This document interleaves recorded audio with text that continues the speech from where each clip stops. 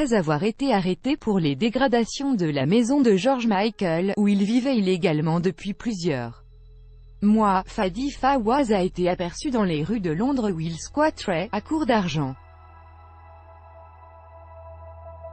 Depuis la mort de George Michael, en décembre 2016, c'est la guerre entre sa famille et son ex-compagnon, Fadi Fawaz.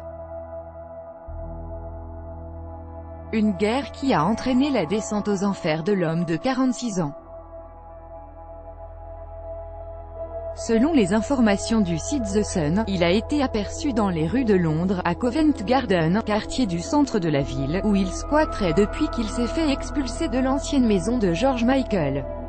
Fadi Fawaz habitait la luxueuse demeure londonienne du chanteur depuis sa mort, un bien d'une valeur de 6 millions d'euros qui avait pourtant été légué à la sœur du leader du groupe Wham d'après son testament. Une situation que déplorait la famille de George Michael. Fadi Fawaz a refusé de partir malgré les nombreuses lettres et demandes qui lui ont été envoyées ces 18 derniers mois, rapportait The Sun en mai dernier. Cela dure depuis tellement longtemps qu'il est difficile de savoir quoi faire.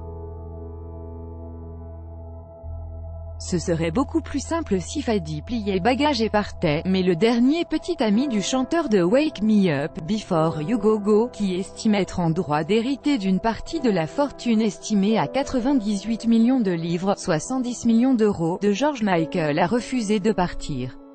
Il y a quelques semaines, il a finalement été arrêté par la police londonienne. Fadi Fawaz, à la rue depuis son expulsion de la maison de George Michael. Ce sont des voisins qui ont prévenu les autorités après avoir aperçu Fadi Fawaz sans chemise sur le toit de la maison. La police a constaté à l'intérieur du domicile de très sérieuses dégradations. Il risque aujourd'hui une lourde amende pour dégradation du bien d'autrui. Après avoir passé plusieurs heures en garde à vue, Fadi Fawaz aurait passé plusieurs nuits dans un hôtel londonien, à 49 livres la nuit, avant de se retrouver à court d'argent. C'est ainsi qu'il se serait retrouvé à la rue.